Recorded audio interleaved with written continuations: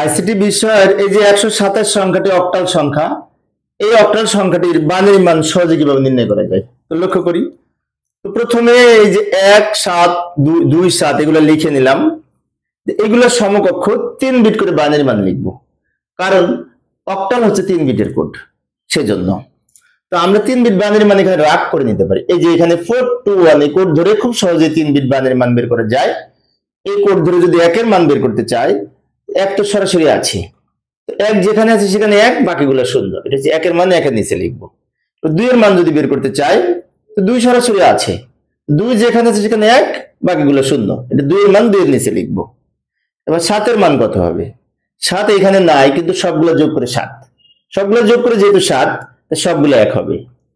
এই সবগুলো যোগ করে যেহেতু 7, তাই সবগুলো 1 হবে। 7 এর মান 7 এর নিচে লিখবো। এবার এগুলো একসাথে লিখবো। একসাথে লিখলে এই বাইনারি মান পাবো, বাইনারি বেস 2।